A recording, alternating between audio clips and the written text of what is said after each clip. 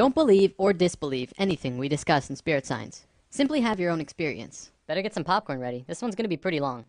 Back in the late 1700s, early 1800s time period, there was a social movement liberating the modern world from the reign of control that religion and superstition had on the people. Essentially, after our darkest part on the precession of the equinox, we were really beginning to wake up. Started making new inventions that were rapidly changing the world. The industrial era was beginning. Because of this, we began to see that maybe religion as an answer was not in our best interest, and so the movement happened. We turned to science instead to answer our questions about the universe. The only problem with this was that we grouped in many things with superstition that we probably shouldn't have. Things like consciousness, intuition, human connection, paranormal phenomenon. All of it went right out of the door with superstition, when in fact we've proven these things today to be real. So after 200 years of just going with the same idea about what's classified as superstition and what's okay to talk about, mainstream science is still going with the assumption that consciousness is just a part of the brain. They don't know how it works, they don't have a single rational explanation for it, but they keep on believing it. Why? Well, when we tossed superstition out of the door, even talking about it became taboo. It's just not done. Literally, the reason that it's tough talking about this stuff in the mainstream scientific community is because that's just the way science has been for 200 years. They won't have any of it, even though there are scientific institutions that prove that theory wrong. The field of noetics and the works of biologist Rupert Sheldrake and his colleagues have more than proven mass consciousness exists and is definitely not a part of the brain. Now, no disrespect to the scientific community, but that assumption that we're still holding on to has not gotten us anywhere. It's time we begin to question the decisions of our ancestors, because many of the things that we've been led to believe to be true simply is not. I'm not saying blindly accept all of the new stuff that's coming out nowadays, but we should at least put it on the table and be able to discuss it as a global community. One other thing before we get this rolling. I want to give an overview about what sacred geometry really is. Sacred geometry is the geometry of consciousness. It revolves around the idea that all consciousness, including human, is solely based on sacred geometry. Because it is, we can begin to see and understand where we have come from, where we are now, and where we're going.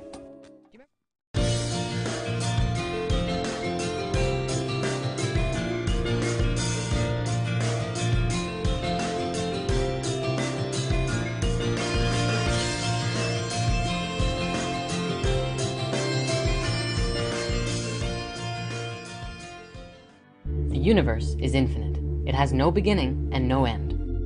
In both science and religion, creation is often discussed from a perspective of having a set or a specific beginning. In science, we call it the Big Bang.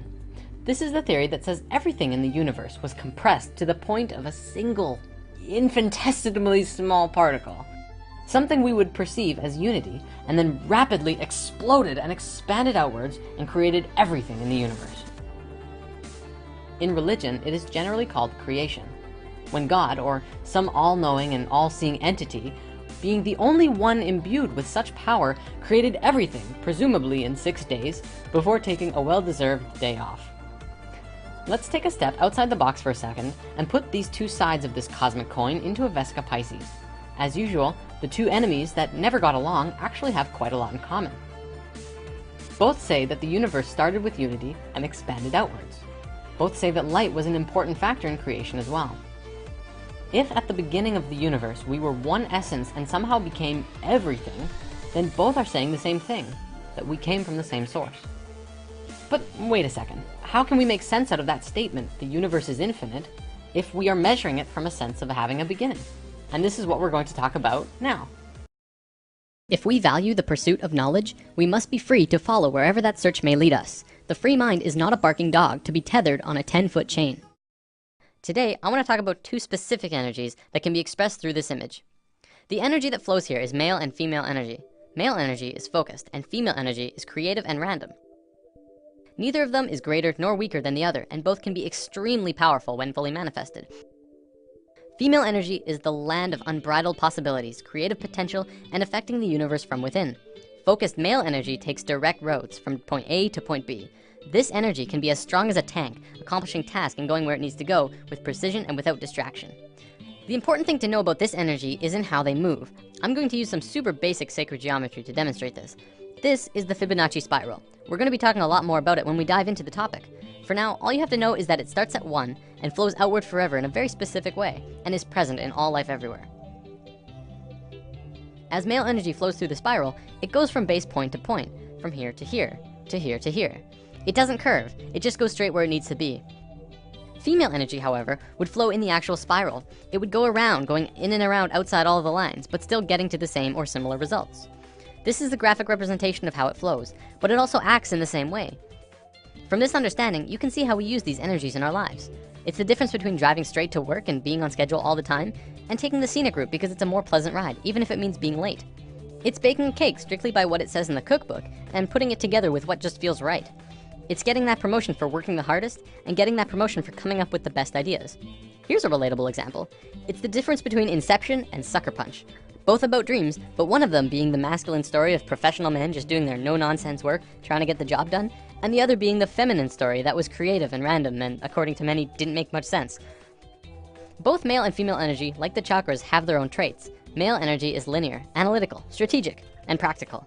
However, when male energy is constricted, it is very blundering and confrontational, and what tends to occur is not seeing all sides of a situation, or not being open to any other possibility other than the one being pursued.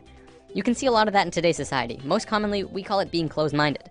Female energy, on the other hand, moves in curves. It does not stay inside the lines. It is creativity and movement and expression and emotion.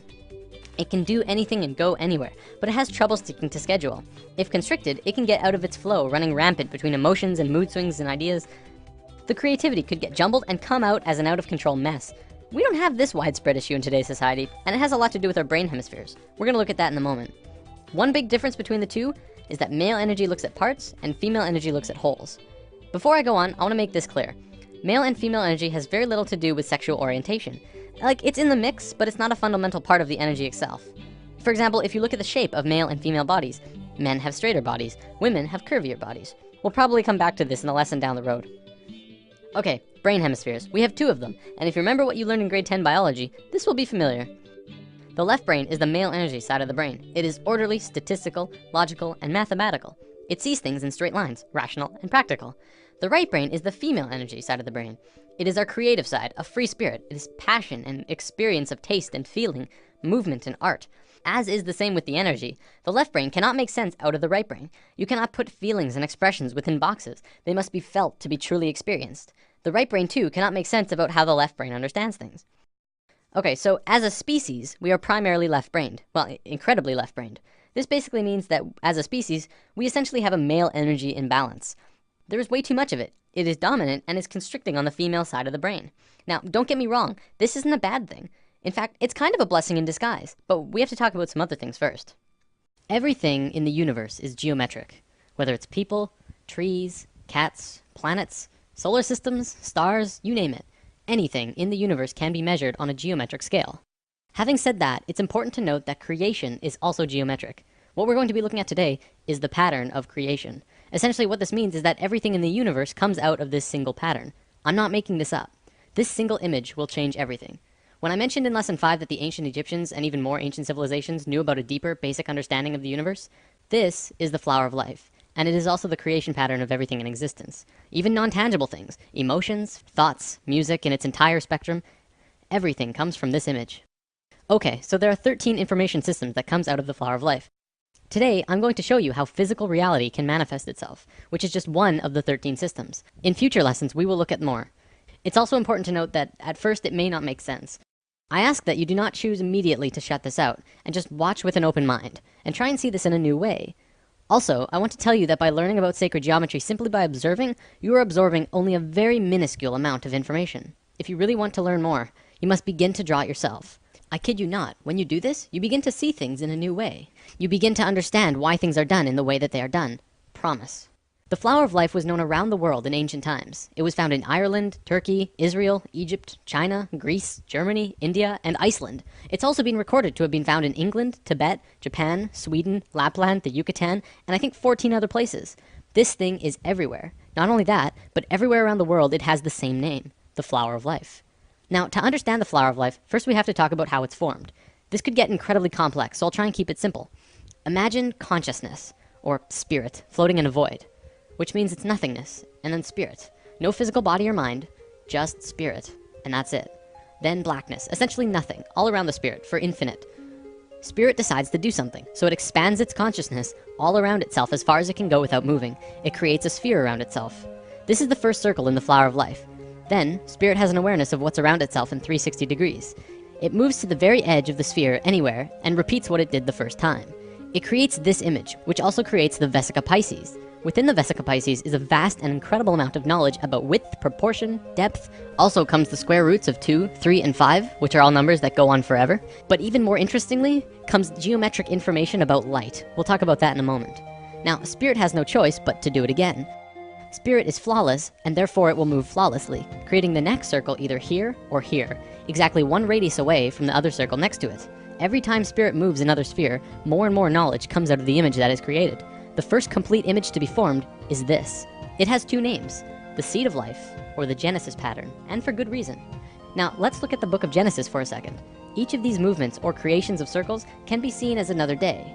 On the first movement, the second sphere, it created knowledge about not only mathematical proportions, but light. The first sentence of Genesis says, "The earth was without form and void, and that the Spirit of God moved upon the face of the waters." In the very next sentence, God says, "Let there be light." The key here is in the order. The movement happened first, then light happened immediately after. Well, but what about the waters? Well, you have to remember that the Bible has been changed over time a lot. The ancient Egyptians would say that the way our modern Bibles begin creation is impossible, especially if you think about it from a physics point of view. Imagine a dark, infinite space that goes on forever and ever in all directions. You're just floating there with nothing. You can't really fall, but where would you fall to? From a purely physics or mathematical point of view, motion itself, or kinetic energy, is absolutely impossible in a void. You can't even rotate, because motion cannot become real unless there is one other object in the space around you. So the ancient Egyptians would say that before God moved upon the face of the waters, it would first have to create something to move relative to. So, Genesis pattern, after 3 spheres, you get the Holy Trinity. Another interesting one, it says in many Bibles of the world, not just the Christian Bible, that on the 4th day of Genesis, exactly 1/2 of creation was completed. Starting from the first motion, exactly 1/2 of the circles were formed on the 4th day. 5th day of Genesis, 6th circle, more information, and then on the 6th day, a geometric miracle takes place. The last circle forms a complete 6-petaled flower. This is what many earlier Bibles meant when they said, "In the beginning there were 6." Our Bible even said creation was formed in 6 days, and this fits exactly. This is the pattern of Genesis, and so it's called the Genesis pattern. It's also the beginning of the creation of the universe that we live in. These original movements of Spirit are really important, but now let's look at something even cooler. Another image that comes out of this pattern is this. It's called the Tree of Life. Many may recognize this as the Jewish or Hebrew Kabbalah, but the Kabbalah did not originate this image, and there is proof. The Tree of Life does not belong to any culture, not even the Egyptians, who carved the Tree of Life on 2 sets of 3 pillars at Karnak Temple, Luxor, over 5,000 years ago. It's outside any race or religion, as with all of these images. They are patterns that are intimately connected with nature. You'll also notice that every circle on the Tree of Life is either the length or width of the Vesica Pisces. The second image beyond Genesis in the Flower of Life is the Egg of Life. This is formed during the second vortex motion. Upon its completion, it creates an image like this, a 3-dimensional shape that you can hold in your hand. If you were to connect their centers, you would see a cube. So what? Who cares? Well, the ancient Egyptians did, because they were concerned with creation, life, and death. They called this cluster of spheres the Egg of Life. You probably won't believe me just yet, but this shape is the morphogenic structure that created your body. Your entire physical existence is dependent on the Egg of Life structure, and everything about you was created from that form. Everything from your eye color to how long your fingers are. This is a whole lesson on its own, so let's move on for now. All around the world, the Flower of Life was always made the exact same way. See, this pattern can clearly go on forever. However, they always stopped after 19 circles. Why? Well, because they didn't want you to see what I'm about to show you. Back then, this image and knowledge was so sacred that they couldn't allow it to become common knowledge. It was appropriate at that time. However, now we either use the information or fall further into darkness. In biology, all cells have a zona pellucida around the edge. These circles around the Flower of Life are the zona pellucida of the Flower of Life. You must remove these, then complete the spheres that were cut off by the zona pellucida. With one more step, you will have the secret. Finish the drawing, add the final missing circles, giving you this. This image is the Fruit of Life. This pattern of 13 circles is one of the holiest, most sacred forms in existence. It's called the fruit because it is the result, the fruit, from which the fabric of the details of the reality were created. Remember when we talked about male and female energy, lesson 4? As you can see, this image is female. It has no straight lines. However, when you combine male lines with these female circles, something amazing happens. What you do is draw a straight line from the very center of every single circle to every other circle in this image. When you do this, you get an image which is known throughout the universe, everywhere, as Metatron's cube. It is one of the most important informational systems in the universe, one of the basic creation patterns in existence. So what is Metatron's cube?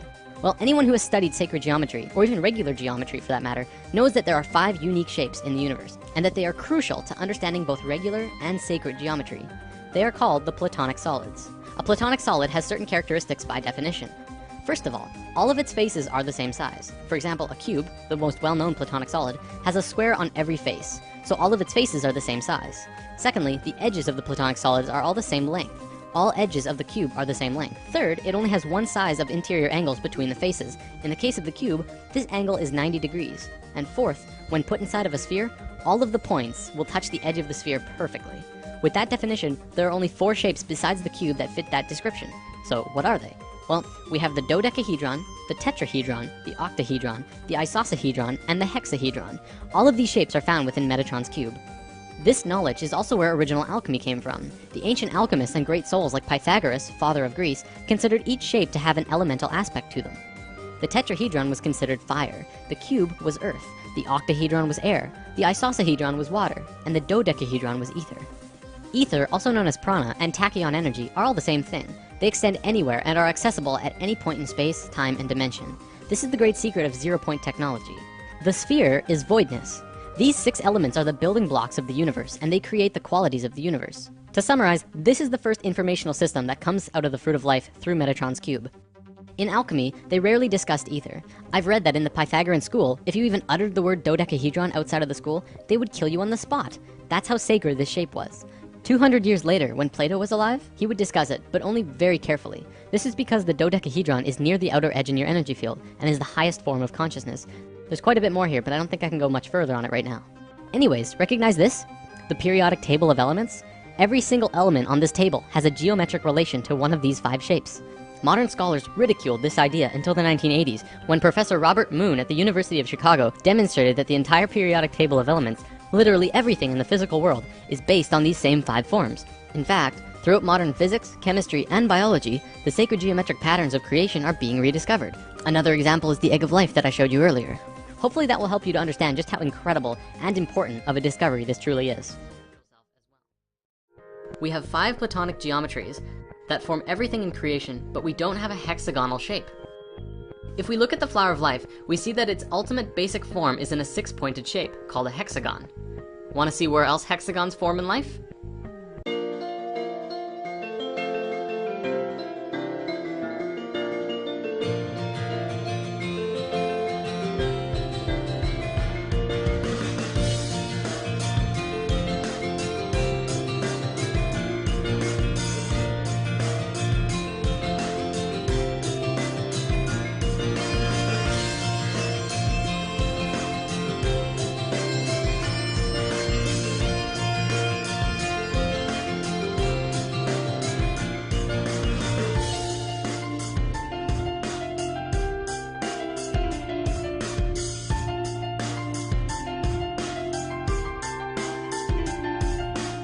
We have all of these hexagons, and yet there is no platonic solid that is formed with a hexagon.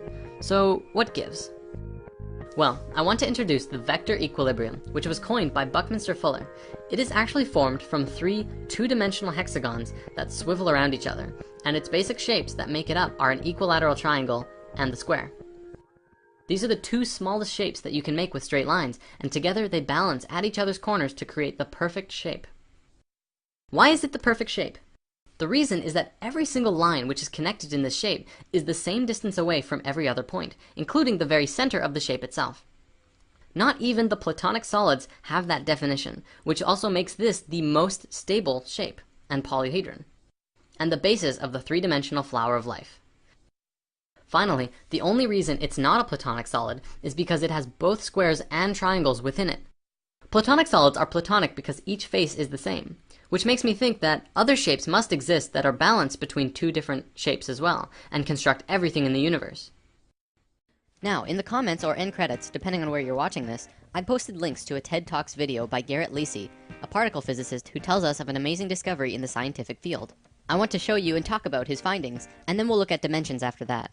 Okay, so Garrett has discovered that by examining coral, they found that each coral head has thousands of different polyps. These polyps are constantly budding and branching into genetically identical neighbors. Through performing heat experiments on these polyps, they were able to find that every single polyp is part of a whole, a single unit of being, but each one is experiencing its own reality individually. From their findings with the coral, they were able to look at quantum mechanics. See, the mathematics of quantum mechanics shows us exactly how our universe works, and we see that everything in the reality is just continually branching into new possibilities, just like the coral. As humans, we are individually experiencing only one of these possibilities, much like the individual polyps. What physics is telling us is that everything comes down to geometry and the interactions between elementary particles. Things can happen only when things are perfectly balanced. So Garrett starts showing us some subatomic particles and the things that make up electrons and protons and neutrons. We always consider these to be the smallest particle, but we never think about what's creating them. Garrett demonstrates to us how the particles that create point particles really work. He shows that when you plot them out in how they move, this is what they look like. At the tiniest scales of the universe in how it works is very beautiful. Now look at this. This is one of the ways that these charges branch off from each other. As you can see, it flows in a hexagonal pattern, the same pattern that we found in the expanded flower of life. Then, if you rotate this pattern in 6-dimensional charge space, you see it forms yet another pattern. Many of you will recognize this as the shape of the Star of David, but its true name is the star tetrahedron, which maps perfectly over the fruit of life. This entire pattern created by the particles is mapped across over precise places on a 200-dimensional spherical shape scientists have called E8, of which also has a geometric shape. By rotating that shape as well, you can see how there are nearly infinite possibilities as to how these elementary particles interact with each other. The details of the reality begin to take form. Now, as this shape is rotating in 8 dimensions, you can see a myriad of different patterns here. Look at this one in particular. This looks a lot like Metatron's cube, doesn't it? At the heart of particle physics is pure, beautiful geometry. By now, you probably can begin to see where sacred geometry falls into this. Where do these shapes originate? Do they just come into being at random? Or does the first shape come from somewhere else? In Lesson 6, we talked about the flower of life, the original, perfect geometric symmetry that created the universe. This shape, as we learned, is not only the root of all mathematical proportion, light, the Platonic solids, but is also the source of every musical system in the universe, including systems both used and unknown to modern man. It is also the source of energy patterns and, well, everything. It all comes from the flower of life. I believe this is what is at the heart of what's forming every subatomic particle formation, and it probably goes at least a few levels deeper than what Garrett is showing us. Phi, also known as the golden ratio, or golden mean, is a very simple relationship. If you had a rod and were going to put a mark on it, only 2 places would mark the phi ratio, which is here or here. The length of A plus B is equal to the length of C. This ratio is 1.6180339 and continues on forever. If you multiply the length of C with phi, it will create the exact same image, only bigger. C and D is equal to E. This ratio could then span on forever, going smaller and smaller or bigger and bigger forever. This ratio is infinite. It has no beginning and no end. It is also believed that phi is the mathematical root of all other sequences. See, every mathematical sequence in existence needs a minimum of 3 numbers to figure out the sequence. Phi only needs 2. It is the only one. Similar to how the circle and square are the source of all shape, but we'll get to that later on. The next thing that you need to know is that this ratio is found in all life everywhere. Sort of. By sort of, I mean it's really Fibonacci, but we'll look at that in a moment. Look at your hand. Not only does each finger have its own ratio moving up each finger, which is phi to the next bone, but it oscillates back and forth from the tallest finger to the thumb. You wonder why the human hand is like that? It's based on phi. This relationship is found throughout the body in various ways, moving up the arms and legs, in your face, throughout the entire body. This is a Greek statue that accurately represents this. The Greeks were very precise when they made their art, because they understood phi, Fibonacci, and the importance of these sequences. When the Romans took over Greece, you could see the perfection in statues just completely disappear. I'm not saying the Romans were bad artists, they just didn't measure everything to the same caliber that the Greeks did. Here is the phi ratio in butterflies. You can see this ratio everywhere, from the wing size to the body to the antennas. They're all phi ratios. Here's dragonflies. It's the same story. Phi runs along the entire body, and the relation to the body and the wings. Here it is in frogs. Phi is found throughout the body, in relation to the head, to the arms, to the fingers, and so on. Well, what about fish? You'd think they wouldn't be found in fish. Well, here's 3 kinds of fish. Once again, the ratios are consistent. It doesn't just apply to these creatures though. Regardless of what mammal, insect, avian, plant, or living creature of any kind, you will find this ratio one way or another. There's a reason for this, but we'll get to that in a moment. Let me show you the importance we used to place on this golden ratio. In ancient times, we built many structures based on phi because we understood divine proportion. This is the pagoda of Yakushiji Temple in Japan. It's built with these same mathematics, from the doorway to the ball on top of the temple. It is a structural embodiment of the proportions that all life holds. The Parthenon in Greece also has the exact same mathematical structure, but even more. I recommend watching Nova's Secrets of the Parthenon if you wish to learn more about this, because the stuff that they find is really cool. The Great Pyramid in Giza also has these proportions. They're incredibly precise, perfect in every way. You'd think that by building these structures using the logical and mathematical proportions so carefully that they would hinder the creativity behind these buildings, but they really don't.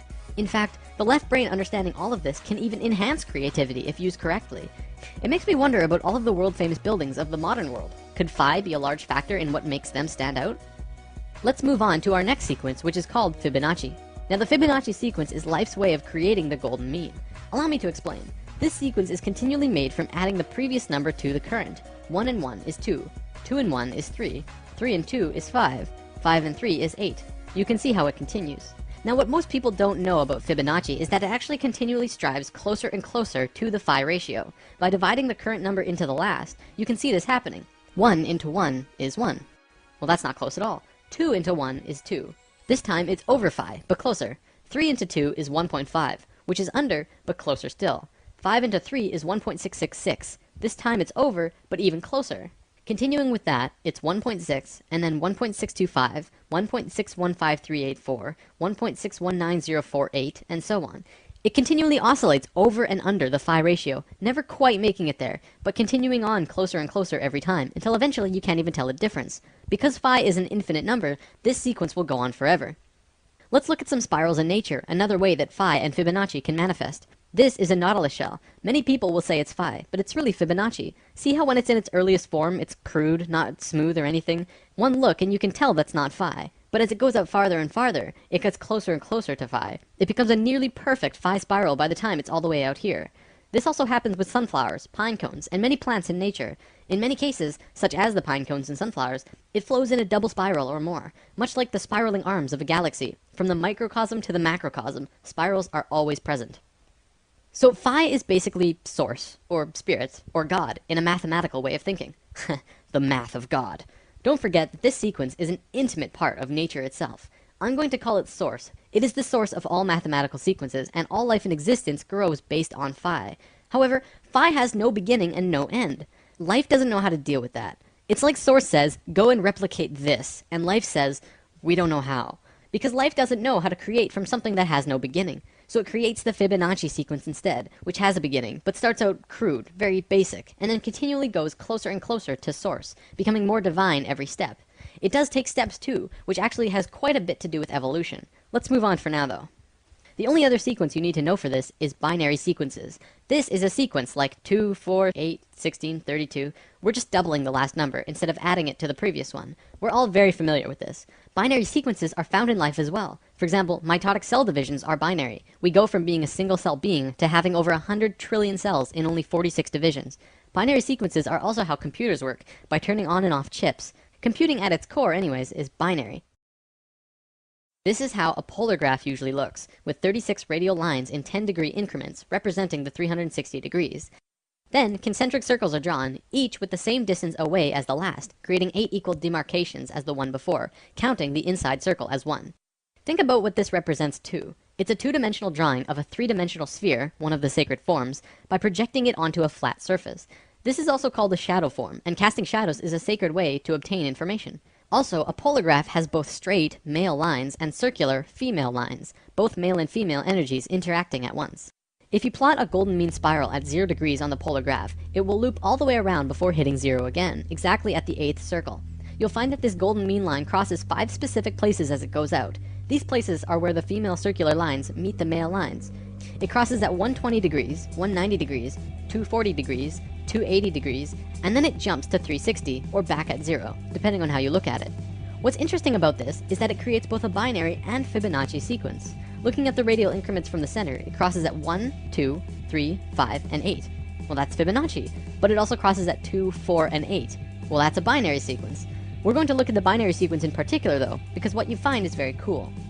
If you draw lines from the outermost circles on the lines where the binary sequence was formed, you get this image. It is an equilateral triangle. If you continue the spiral outward, it would continue to hit these exact same places and continue to form larger equilateral triangles. Let's divert yet again to look at something very interesting. There was a man named Keith Critchlow who discovered something very important to understanding the geometry of music. First, he drew a straight line through an equilateral triangle, and then he measured from the middle of the center line and drew a straight line up to the top edge and back down to the bottom corner. Then he did the same, but passed through the center line of the top and back down again. He did this yet again on the other side. You can keep doing this on either side as well. By drawing this funny little form, he discovered something of great importance. He writes, continuing in this way, each successive proportion will be the harmonic mean between the previous proportion and the total length, and all of these proportions will be musically significant. 1/2 being the octave, 2/3 being the fifth, 4/5 being the major third, 8/9 being the major tone or step, and 16/17 being the half tone or step. In other words, he discovered the geometries of music, or at least one aspect of them. Then he tried measuring it in a different way, starting at a different point of the center line. At 3/4, he found the measurements were 1/7, 1/4, 2/5, 4/7, 8/11, and 16/19. All of these numbers are musically significant. This is very interesting. It means that the harmonics of music are somehow related to the proportions of the central line moving through a tetrahedron. Back to the polar graph, you can see that this drawing has a much greater value all of a sudden. Not only that, but it becomes even easier to make your measurements thanks to the polar graph itself. You can just draw a straight line through the drawing on the graph, and it will give you the center line. This information has been taken light years beyond what I just showed you though. A research team found that you can draw these lines not only from the center, but from any nodal points inside the upper half of the triangle, and you will come up with all known harmonics in existence. Basically, this means that anywhere the straight line and curved lines on the polar graph cross from 0 to 120 degrees and start making the pattern, you will come up with all known harmonic systems. Not only the Western keyboard, but the Eastern, and even many unknown systems that have never been used. As I'm not a musician, there's not much more I can show you related to this, but I would love to see what a musician could really do with this knowledge. Remember when we talked about spirals in nature? They often travel in twos. Usually this is male and female. So on this polar graph, if you're going to copy nature, you don't just plot one spiral, you have to plot two. When you do that, it gives you this image, which is a star tetrahedron inside of a sphere. We mentioned this in lesson 7, and this image is more commonly known as the Star of David. Do you remember the face on Mars? NASA obviously tells us that it's just a random formation on the surface of the planet. But right next to the face, there are also a few pyramids and other anthropomorphic structures. I know what you're thinking. Why on earth would I bring that up all of a sudden? Well, Richard Hoagland and his colleagues have spent a long time researching and deciphering a message on the surface of the red planet. Want to know what that message was? It was a star tetrahedron inscribed in a sphere. Holy balls, right? It's pretty crazy, and very eye-opening now that we have this information about what this really means. Inside the star tetrahedron, another one fits perfectly. We can continue to put more and more star tetrahedrons inside or outside of the other star tetrahedrons, the same way the golden mean spiral can wrap around the polar graph infinitely big or infinitely small. You'll notice that this smaller tetrahedron also happens to fit perfectly around this sphere. Well, check this out. If you put this same size sphere centered on the point of every single star tetrahedral point, guess what suddenly reveals itself?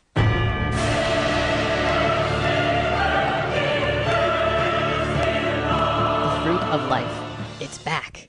According to the Egyptians, this is one of the holiest, most sacred forms in existence.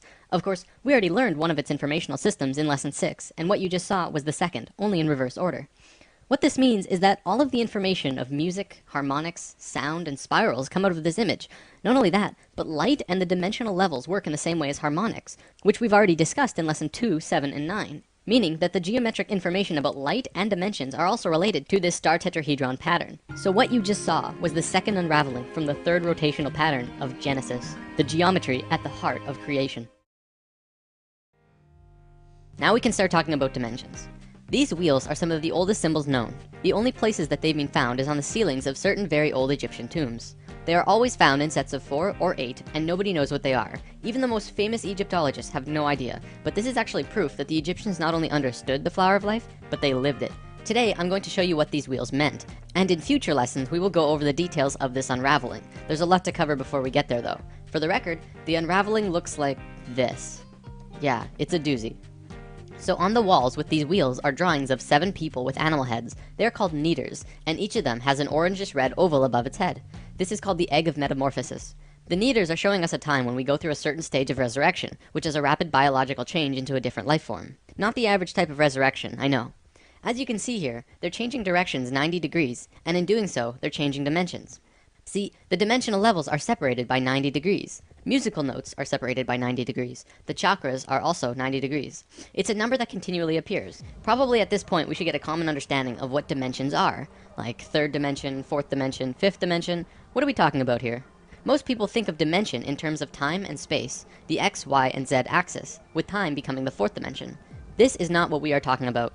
What we're seeing as the various dimensional levels has more to do with music and harmonics than anything else. A piano has 8 white keys from C to C, which is the familiar octave, and in between there are 5 black keys. Together, this creates what is called the chromatic scale, which is 13 notes, well actually 12, with the 13th being the first in the next octave. So from one C to the next is really 13 steps, not 8. This also correlates with the 7, 8, and 13 chakra system I mentioned in lesson 2. Keeping that in mind, I want to show you a sine wave. Sine waves correspond with light and the electromagnetic spectrum and the vibration of sound. We're all very familiar with this. In this entire reality we're in, every single thing is based on sine waves. There are no exceptions to this except for maybe spirit and void. Quantum physics and quantum mechanics looks at everything in the reality of one of two ways. You can look at anything, like the computer you're watching this video on, to be made up of tiny particles like atoms. Or you can forget about that idea completely and look at it as a vibration, a waveform, such as electromagnetic fields or even sound. If you look at it as atoms, the laws can be seen to fit that model. But if you look at it as waveforms, the laws can be seen to fit that model.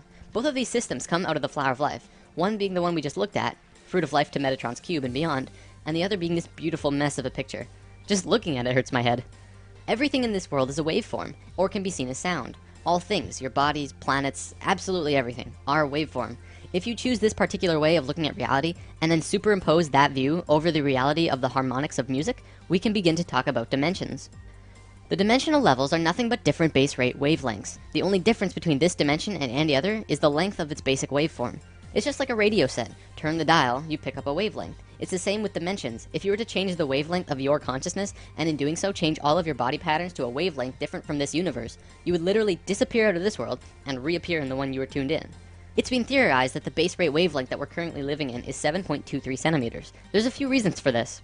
In a spiritual sense, the 7.23 wavelength is Om, the Hindu sound of the universe. Maybe that's why Oming is such a powerful tool in meditation. Not only that, but if you were to take 100 people and measure the distance between their eyes, the average length is 7.23. Same with the distance from the tip of our chins to the tip of our noses, and the distance across our palms and between our chakras. This 7.23 length is located throughout our bodies in various ways because we are immersed within this particular dimension. There's another reason as well. Bell Laboratories found this wavelength when they were setting up the microwave system around the United States. They found static in their system because they chose a wavelength just slightly longer than 7.23 for their system. In order to get rid of the static, they did something that we as a planet are still suffering from. They upped the power 50,000 times over what we would normally need, which created a very powerful field, so that the 7.23 wavelength would not interfere. It's for those reasons that I believe 7.23 is the wavelength of our dimension. As you go up in dimensional levels, the wavelength gets shorter and shorter, with higher and higher energy. As you go down in levels, the wavelength gets longer and longer, with lower and lower energy, more and more dense. Just as with a piano, there's a space between the notes, so that when you hit one note, there's a very definite place where the next note is. In this waveform universe we exist in, there's a very definite place where the next dimensional level exists. It's specific wavelength relative to this one. Most cultures in the cosmos have a basic understanding of this and understand how to change between dimensions. However, because of certain events that happened on Earth 13,000 years ago, we have all forgotten, but we're about to remember. So if we show each note in the chromatic scale as a circle, we have 13 circles. Each circle represents a white or black key, and the shaded circle at the end would be the 13th note that begins the next octave. This circle here represents the third dimension. This is where we are, and this circle next to it would be the fourth. In lesson 3, we talked about channeling, and this is typically where channeled beings are. This is also where you explore when you are astral projecting or lucid dreaming. You'll notice now that the musical system goes upwards and downwards forever, octaves over octaves over octaves. Theoretically, this is how the universe goes too, an infinite spectrum of universes in both directions going upwards and downwards forever. I mean, come on, we thought our universe was big, but everything in our universe, as far as we can see, well, that's just this one dimension. You may have heard people talk about 144 dimensions and how 144 relates to other spiritual subjects. This is because there are 12 notes in an octave and 12 overtones between each note. 12 times 12 equals 144 dimensional levels. To be specific, there are 12 major dimensions and 132 minor dimensions within each octave, though in truth this progression probably goes on forever. The diagram we've been looking at represents one octave. The 13th note repeats, and then there's another octave after that. I want to show you this. I was watching Ancient Aliens not long ago, and one of the natives who has communication with beings in higher dimensions told the man who was interviewing him that they have always been here, even right here where we're sitting right now, but you just don't see them. They're in a different frequency. And no one really got what he meant. So that's kind of a fresh perspective on that. An apocalypse is a disclosure of something hidden from the majority of mankind in an era dominated by falsehood and misconception. Today, we're going to be looking at another way that humans grow through Phi. Instead of looking at Phi inside the body, we're going to be looking at Phi outside the body, and what it means for us in this pivotal point in human history. Do you remember the fruit of life? The first system created the Platonic solids, which created structure throughout the universe. The second system was the basis of how vibration, sound, harmonics, music, and matter are all interrelated in all of creation. Today we will look at the third system. The fruit of life will reveal itself in the process. We'll call this system the circles and squares of human consciousness. It is what the Chinese called circling the square and squaring the circle. Remember when we discussed the Platonic solids in lesson 6? I showed you that all of them will sit perfectly within a sphere, each with every corner touching the sphere perfectly. Well, there's one other shape that can do that. It's a characteristic that only one of the Platonic solids have, making it special. It is the cube, which you can put every single Platonic solid inside, and an edge or point will touch the inside of the cube perfectly. Through truncating the cube in different ways, you can create all of the other shapes. Because of this characteristic, it essentially means that the cube is like the father of all shapes. It is a male form, and the sphere is the mother of all shapes. It is a female form. All levels of consciousness in the universe are integrated by a single image in sacred geometry. It is the key to space, time, and dimension, as well as consciousness itself. Each level is a geometric image or lens that spirit looks through to see the one reality, resulting in a completely different experience. In the case of humans, this image is the circle and square. This is what Leonardo da Vinci was doing when he drew this drawing, and I'm going to show you what this circle and square combination mean. If you put a circle inside a square perfectly, and then continue to put another circle and square, each with the same diameter, one radius away on all sides, going outwards, you get a drawing that looks like this. You'll notice that with the first circle and square, they fit perfectly within the other. This also happens with the second circle and square. However, then the squares begin penetrating circles. The male form begins interacting with the female form. Why is this important? Well, the circles and squares begin to equate the phi ratio. See, when the circumference of a circle and the perimeter of the square are equal, this equates the phi ratio. So as you can see on this diagram, on the fourth square and the fifth circle, it begins to create the phi ratio. It's close, but not perfect. It's only a 0.6 difference. I'm measuring in radii, by the way. The inner circle has a radius of 1, so it's 2 radii across. The next is 4, and then 6, 8, 10, and so on. So the one we just looked at makes a close phi ratio, and then it moves out of sync, staying out of sync for a bit, and then bam! Again, it moves into yet another phi ratio. This time, the difference is only 0.52, even closer to perfection than before. This will continue on forever. If you were to continue this drawing outwards to infinity, each time it would go into sync, drop out of sync for a few circles and squares, but then eventually hit phi again closer than it did the last time. Right now, there are 3 primary levels of consciousness that we're going to be talking about. They are essentially who we were, who we are, and who we will be. We'll call it the first, second, and third, so that it's easy to understand what we're talking about.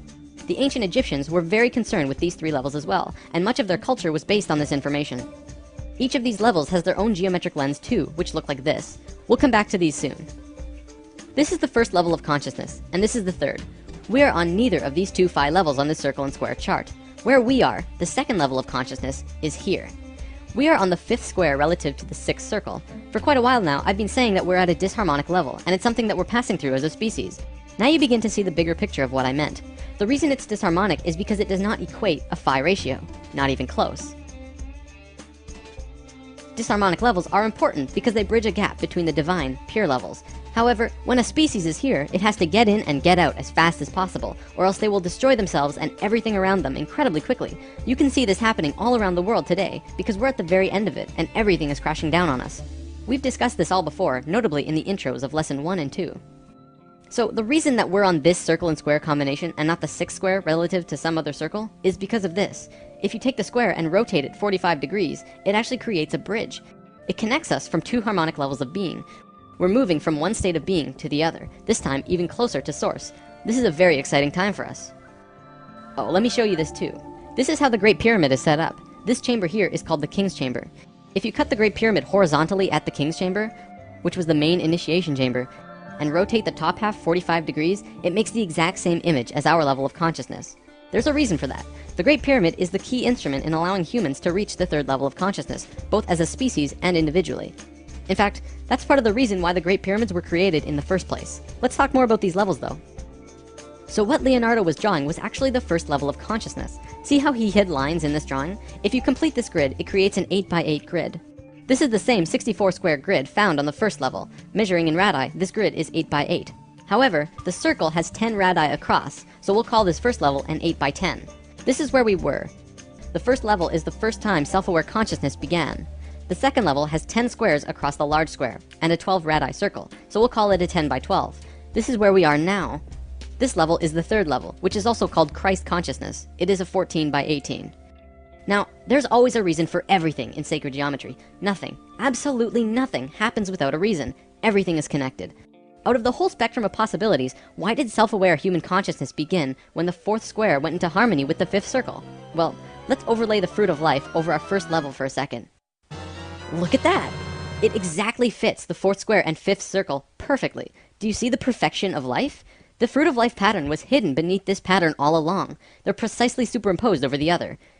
In a right brain way, this is how to explain why consciousness first became self-aware between the fourth square and fifth circle. This sacred image was part of the pattern. The fruit of life was completed at the precise moment that the phi ratio first appeared, and when phi appeared, consciousness had a way to manifest in a new way. Throughout time, many scholars have tried to figure out the secret meaning behind what Leonardo meant with the Vitruvian Man drawing. He was showing us human consciousness. This is where we were, the first level. There is a man who did draw our level though. Da Vinci was studying the works of a man named Vitruvius, who lived 1400 years before Da Vinci, hence the name Vitruvian Man. Vitruvius actually drew his own drawing of consciousness as well, and this is what it looked like. The circle and squares in this one are hidden, less obvious than the Da Vinci drawing. Regardless, they're there, and this is the current circle and square combination around our bodies. This drawing also contains the exact proportions of the Merkaba, which is an important energy system outside of the body, similar to how chakras are an energy system inside the body. This image also contains the diamond that perfectly contains the man from head to feet. This is the same image we saw in the consciousness chart, as well as the Great Pyramid. Further proof that this was what Vitruvius was demonstrating to us when he created this image. So here we have drawings of the first two levels of consciousness. From what I know, there is no drawing of a third. If there is, it's sealed up, locked away somewhere, and is probably one of the most sacred drawings in existence. Alright, I know talking about geometry all the time can be a little daunting. So many circles and ratios and everything. If this is something you want to learn more about, I am providing the Flower of Life books and PDFs in the comments. This information is found at the very beginning of Volume 2, and much, much more. I could probably do 4 or 5 lessons about the geometries of the human body and still not run out of things to talk about. But it's there for you if you want to learn more now. For the last portion of today's lesson, we're going to talk about some recent findings in modern science. As we just saw in the geometry, we are currently in a disharmonic state of being, but we are just about done with it. In doing so, we are moving into a new state of being. We are transferring from the second level of consciousness to the third, also called Christ consciousness. If we look at evolution in Earth's history, we always seem to make random jumps. There are always missing links in the evolutionary chain. Scientists say that we just haven't found all the fossils, and creationists say that God did it, and therefore it's part of some divine plan. But looking at what we just learned about consciousness, does it not make sense that evolution and creationism are just two sides of the same coin? Consciousness moves through different states of being, constantly moving closer and closer to divinity, to Phi. Every time it reaches a new stage, it makes a rapid biological change into something new, like what we're doing now. This is what the ancient Egyptians called resurrection, which we mentioned in Lesson 7. So, if we're really going through an evolution of consciousness, what's happening inside of us? Surely, this would mean that there are also biological changes happening to us at our core level, right? Does modern science see any big changes that they're afraid to tell the general public because they think it will cause a panic? Short answer, yes. Long answer, we are changing. Scientists have been studying this for almost 10 to 20 years now. Several years ago in New Mexico, there was a convention of geneticists from all over the world with the main topic of discussion being DNA mutations. Scientists acknowledge that we are changing, but the end result, they do not know. Through sacred geometry, we begin to actually see where we could be going. With 12 strands activated, you have 10 times as much information available to you than you do with just 2 strands, as we do now. Not only that, but the 12 strands work in sync with the 12 chakras, providing an immense amount of energy into the body. We are about to become super beings, enabling us to understand and do things that currently seem paranormal, bizarre, or downright impossible. From the article The Bigger Picture by Suzanne Thorpe Clarke, we are being changed physically from carbon-based beings to crystalline-based beings. This is interesting because I've actually heard this from various channelings now, ascension and transformation into crystalline at our core. First the psychics were telling us this, and now we have science backing it up. What we know for sure is that we are going through a shift. In almost every ancient text and Bible, it speaks about a great shift and awakening. The Bible speaks about the coming of Christ. This is interesting actually, because Christ is the name of the third level of consciousness. I didn't just make that up. We are moving into Christ consciousness, which means not that Jesus is going to show up with a big "Ay!" but we are actually moving into the level of conscious understanding that Jesus had. It is the coming of Christ through the human species.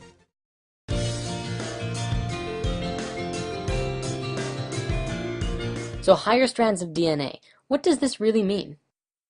The portions of the DNA chain that science has presently identified as the double helix represents only the surface portions of the chemical, elemental, and electrical components of the active DNA strands. Science has yet to understand the multidimensional spectra of DNA manifestation, though we are beginning to remember. The human DNA imprint will always appear from external analysis as a two-strand double helix configuration in 3 dimensions. What is not understood is that within the double helix there are, and will be progressively more, additional double helix strands which fuse together. As our understanding evolves into the multidimensional spectra, the understanding of the structure and function of DNA will progressively advance. A team of Russian researchers working with DNA started a project to progressively learn more about DNA by combining forces with linguists, and have dived into the unknown of the 90% of junk DNA which we currently embody. Their findings are evolutionary. According to them, our DNA is not only responsible for the construction of our body, but is also used as data storage and in communication. They learned that the 90% of DNA follows the same rules as all of our human language. The way that sentences, paragraphs, and chapters work in a book is the same way that our DNA works. This is the first double helix strand, the one that Western science looks at, which is basically like a sentence of DNA. However, if you step back and see the bigger picture, you begin to see the paragraph. Stepping back further and you see the chapter, and so on. These larger and larger strands span through the different frequencies of reality, the different dimensions, which makes them harder to find in our modern science. Western science, instead of looking at DNA like this, we're cutting out pieces of DNA from here and adding them over here, which is similar to picking out words in certain sentences and putting them with other words in other sentences to see if they fit together and can make a new energy, a new idea.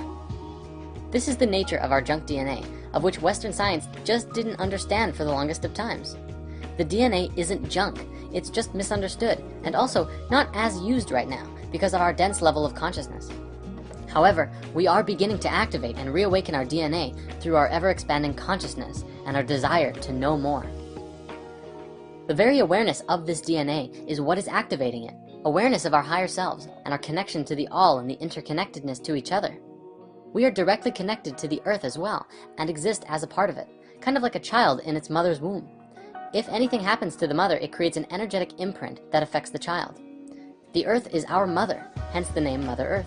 Our morphogenetic field exists as a part of her larger morphogenetic field of the earth. If something happens to the earth's energetic grid, then we inherit these problems into our own grid. Our energetic anatomy is exactly like the earth's, with chakras, meridians, axiotonal lines, and DNA. If something happens to the planet's grid, then that affects every person's DNA on the planet. We are at a very important point in history right now because we are remembering how to regenerate our original organic imprint for health. We don't even need science and fancy equipment to do this. We're just required to learn how to use what we came here with. By moving into a space of love and light, opening and living from the heart, and living in a place of emotional stability and health, you can once again reactivate your light body, and in doing so, reconnect with the higher frequencies of your being. Energetic blockages will reveal themselves as problems in your own life. Depression, anxiety, temper rages, or personal problems in your life which are causing stuckness or driving you down a path of chaos or disruption are also energetic blockages. The Institute of HeartMath has shown that generating sustained positive emotions facilitates a body-wide shift to a specific scientifically measurable state called psychophysiological coherence. Let's break this down. Psycho comes from psychological, which means mental and emotions, and physiological means body. Coherence is systematic or logical connection or harmony. Altogether, it means a harmony of both body, mind, and emotional functions. If you're familiar with the 4 elements, you know that earth is the physical, so body, air is mental, mind, water is emotions, and fire is spirit.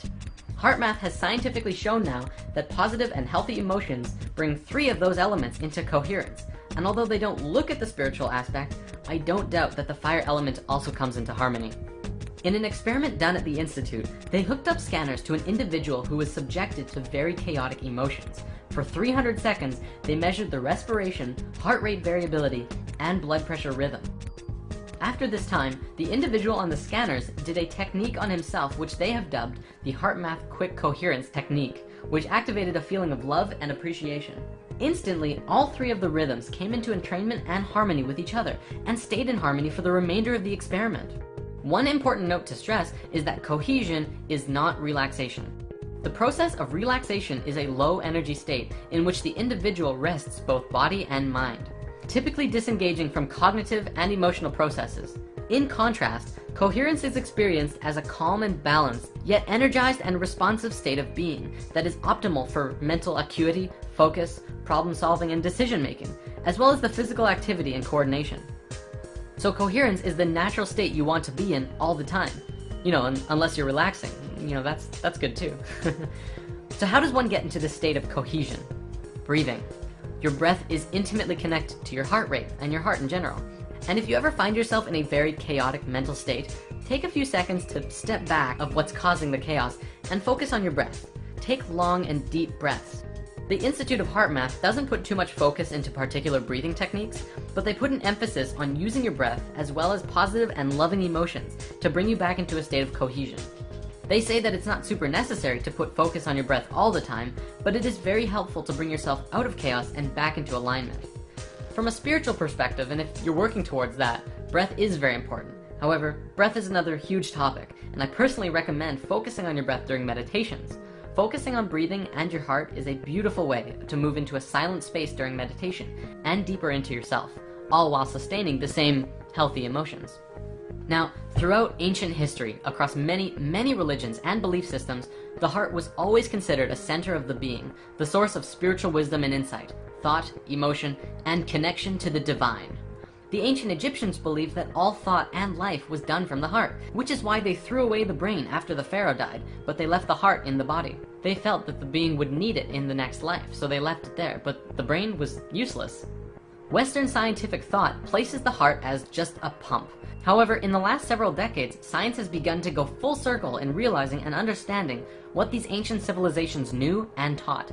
In the field of neurocardiology, scientists have discovered that the heart possesses its own intrinsic nervous system, a network of brain cells with over 40,000 neurons. This gives the heart the ability to independently sense and process information, and make decisions, even demonstrate a type of learning and memory. In a simplified sense, you can think with your heart. The heart is truly an intelligent system. The heart also has found to be a hormone gland, manufacturing and secreting numerous hormones and neurotransmitters that profoundly affect the brain and body function. Among these hormones is one called oxytocin, well known as the love or bonding hormone, bringing things together. Science is also beginning to understand that the electromagnetic field around the heart has a powerful effect on not just the human body, but others around you as well. Research has also shown that the heart is the key component of the emotional system. Science now understands that the heart not only responds to emotions, but the signals it sends out dramatically affects the quality of the emotional experience from moment to moment, and also that our heart plays a key role in accessing our intuition. In school, we've been taught that the heart is constantly responding to orders sent from the brain. But what's less commonly talked about is that the brain receives even more orders from the heart. We've been doing it backwards. Moreover, these signals have a significant effect on brain function, influencing emotional processes as well as higher cognitive faculties such as attention, perception, memory, and problem solving. Guide yourself from your heart, not from your brain. When you allow your negative emotions to get to you, you disconnect from your ability to think clearly, remember things, learn lessons, reason, and make effective decisions, which explains why often we act impulsively and unwisely under stress. The heart's signal has a profound effect on the brain during positive and negative emotions. Live in your heart, for the heart is the center of unity consciousness, where the brain is the center of duality consciousness. You can see that right in how they're made. The brain has the two hemispheres. The heart is a place of unity. Since we fell in consciousness, we moved from heart consciousness and into our brains, and all decisions were made from the brain. In doing so, we became polarized and lost our connections to the universal consciousness called unity. This shift in consciousness we are experiencing now is a movement from the brain and back into the heart, where we will once again know and understand the universe and unconditional love for everyone and all things, regardless of who they are or what damage they've done to themselves or others. And this is why the heart is so important right now. Live in your heart. It is the gateway to the divine. The torus is a very fundamental part of nature. So fundamental, in fact, that science is now seeing that everything moves through this form in one way or another, including ourselves. Very simply, the torus is a self-organizing system that all comes together at a space of unity and expands its energy out all around itself until it returns back to that original space in the center, and will continue to do it again. In quantum physics, mathematics, and generally all forms of science, This geometry really begins to bridge the gap between understanding how sacred geometry truly is the geometry of life. This is a geometry that breathes. It has life itself. Our very own hearts are the first and best examples of a toroid. The heart is where it all starts. The energy of our hearts flow outward in a toroidal fashion and are also received in a toroidal fashion. This way, everything we send out in love, we are immediately affected by as a result. In other words, our emanation of love is a gift to yourself as much as it's a gift to the universe around you. You can look in nature to see these shapes everywhere. It's in oranges and apples. You can see it around tornadoes. The magnetic field of the Earth is a very powerful example, as well as how the atmosphere of the planet works too. Our modern scientists haven't really taken the concept of hollow Earth very seriously, even though this concept does explain a lot of fundamental theories about the Earth to which we don't really understand, despite all of our theories. Well, the idea of hollow Earth works in the exact same way as well. It demonstrates that our planet is designed from the core as a torus. The Earth is multidimensional, so we can actually have both a hot iron core as well as a 5D hollow Earth interior as well. For those who want to learn more immediately, check out Hollow Earth HD on YouTube. Moving on, we all know the fundamental principle of the universe of as above, so below. Well, this torus is even found at the size of galaxies. Atoms even have this very geometry as well. It's quite literally everywhere. From this basic expression demonstrates how life ought to be. All of the energy that emerges from the core travels around the torus and fuels itself. It also has the ability to give to other toroidal systems, which openly practice giving and receiving. It really sets a standard for how to do things, and we can mirror this and use it in our own daily lives as well. When you give and receive openly, you allow your energy to become toroidal.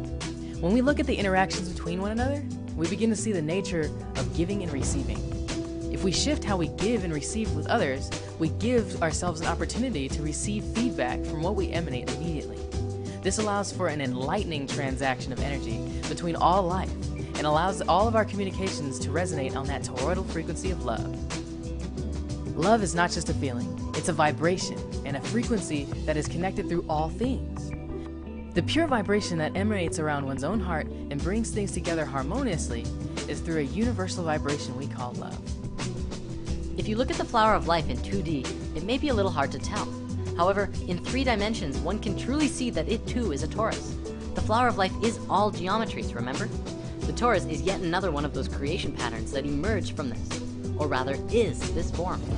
It's so important to understanding everything. Even Nikola Tesla worked with this geometry, and through it he discovered a way to access free energy for the entire planet. Well, of course, all of the corporations of the world wanted to keep charging people for energy. And between them and the US government, all of Tesla's most amazing work was destroyed. In lesson 15, we talked a bit about this before, and now we can go deeper into it. The Institute of Heart Math, as well as Stanford University, among others, have now scientifically demonstrated that around the physical heart of your body, you have 2 toroidal fields, one inside the other, which are connected to the sacred space and the tiny space within the heart. Gregg Braden has done a lot of work in explaining this to the modern world as well, and Drunvalo Melchizedek has put a lot of focus into teaching that this is some of the most important information regarding physical ascension. This is part of the understanding that is truly bridging the gaps between science and spirituality. China is doing some really amazing things. They have hospitals that are completely dedicated to the work of prana and energy, rather than the physical body of patients. In one experiment in a Chinese hospital, we see how the science of mantra is used to remove the cancer tumor of a woman in just 2.5 minutes. A mantra is a sacred sound or chant that acts as an energetic formula for prayer or meditation. Mantras allow for us to connect to our source and emanate an audible frequency that focuses our mind to the sound and thus inwardly back to the source. When chanting from the heart, these doctors allowed themselves to focus on the reality that this woman was already being healed. In this, it allowed for the mind to bypass the normal confines of reality, as its intention toroidally flowed in and out of the source of which reality emanates itself. For everyone who has been skeptical of the idea of self-healing through intention, this video is proof that it's not just a plausible idea, but it's very, very real. We need only understand why it works and how it works. To come from a skeptical place and try, you will only see skeptical results. To come from a pure and true space, anything is possible.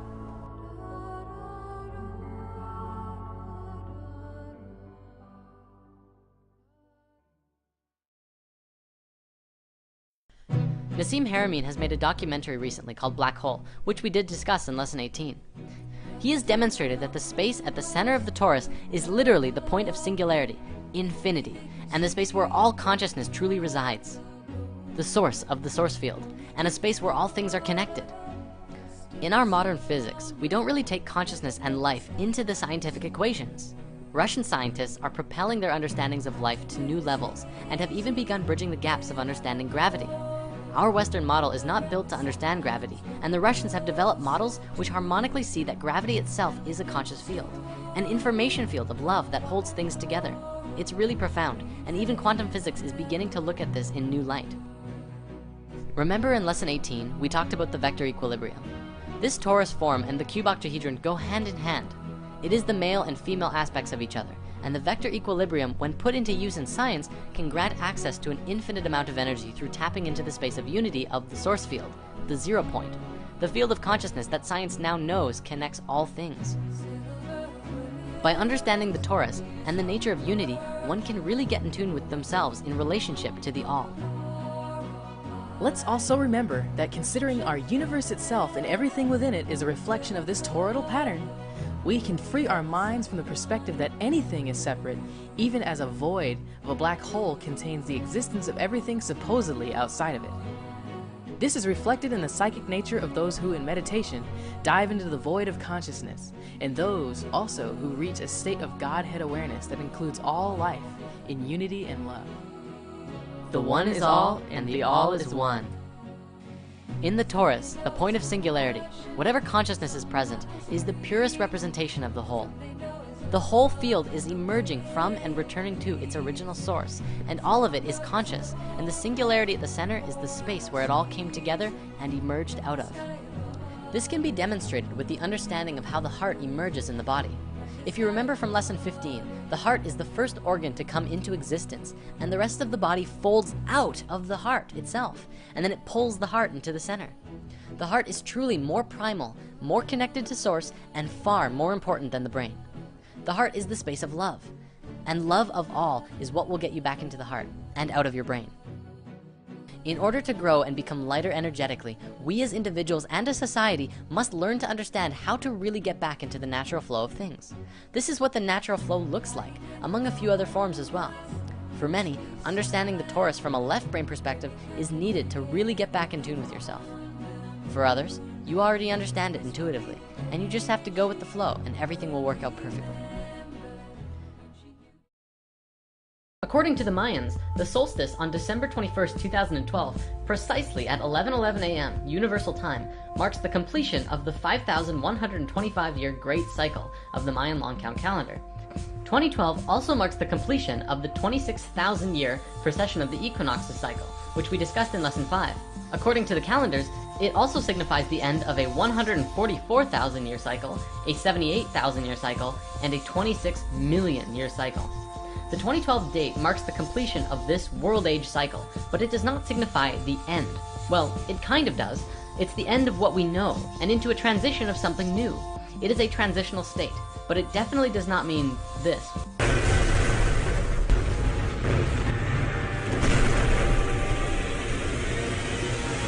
We need to understand that the 2012 prophecies are signaling to us to wake up and realize that these times on Earth are very important. We are living in a landmark time in the history of this planet. We are collectively, as a species, approaching a crossroads that is calling out to us to participate in our fullest capacity. Let me show you a diagram to try and demonstrate just how important this is. First, this is how DNA works. See how you can basically map it out like a story? Here's the beginning, which could be seen as creation, or start of a cycle. And then it moves outwards, expanding and moving into all potentials, until it reaches its peak in the middle. It stretches far out and then begins moving back towards the center, back to its source. But it will be a new space that it now exists in. Then it returns back to a center point, where it ends, or transitions, into a state where it expands out once more, continuing its infinite cycle of expansion and contraction. One could also say that it moves through the chakras, moving from a low frequency to an incredibly high frequency, where it will unite and transition out once more. Now think of the human species like this, and 2012 being that point of unity where everything comes together, right before starting off again and expanding out into something new and different. This is basically what's happening right now on Earth, but there's a catch. We have absolutely no idea how we're going to expand out because there are so many potentials with what's happening on the planet right now. Cycles are everywhere. The way in which we live our lives is made up of cycles. We have both biological cycles and technological cycles. Biological cycles exist naturally as a part of the creation process of life, and technological cycles are cycles that we have created and superimposed over top of these other cycles as a way of measuring and understanding the reality that we are a part of. Time is a perfect example of this. It doesn't really exist on its own. It has no life of its own. It's simply a measurement of some other cycles. So you could think of it as a measuring tool, such as an hour worth of this, or I'll meet you at 6. In the past, we might have said it differently. Let's gather again at the second moon cycle. Let's get more into examples of technological cycles. Take, for example, our calendars, seconds, life cycles of video game consoles. Some of them, like our year-long calendar count, is our interpretation of a natural cycle, the Earth spiraling around the sun. Others, like video game consoles, are completely based on our modern world, current technology, the economy, buyer's demand, and what have you. Biological cycles are nature. They happen in relationship to each other, and are much more harmonic than the cycles that we've created. They are natural. The tree doesn't think, is it time to bear fruit yet? I'm just not sure. I think I'll hold off because I'm afraid no one's gonna eat the fruit, right? In nature, the tree just doesn't.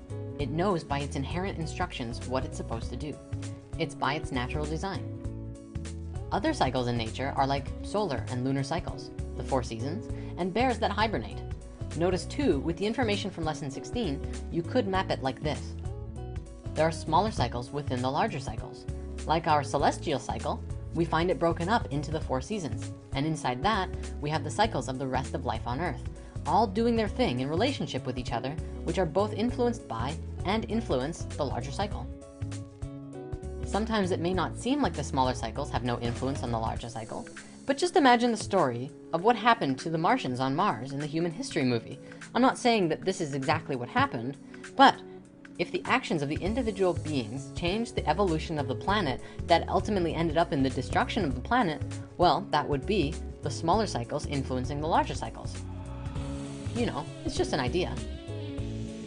We also have cycles within our own bodies, such as breath, drinking water or liquids, and eating food. These cycles are a lot harder to map out because we are the ones who decide when we eat, what we eat, and how much we eat. But it actually does create effects on us throughout our days. Once again, those smaller cycles have an effect on our larger day-to-day cycles. Interesting. Our interactions with the 4 elements are constantly cycling.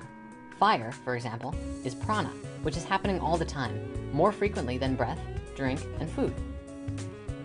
You can see how these cycles become more dense and happen less often. You breathe more than you eat. Air is less dense than solid food, and so it stands to reason that a dense cycle has a longer duration. As you breathe in, you ride the sine wave up, and as you breathe out, you drop the sine wave back down. As you go about your day, every hour, minute, and second, you are breathing.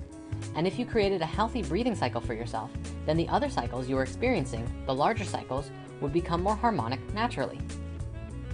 If you change the cycle of your breathing, if you alter it to accommodate technological cycles, such as pollution and obesity, then once again the result is a cycle that is less harmonic with the natural order of things. Some call this dis-ease, the opposite of a natural cycle, which flows with ease.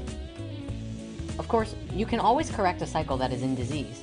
Sure, it may take some time, but enough steps in the direction of a natural cycle do eventually get you back in the flow. If you start your day in a healthy way, at the start of the morning, then the rest of the day will flow that much more harmoniously. If you wake up with the sun, you ride the wave of the entire day and are more in tune with the day itself.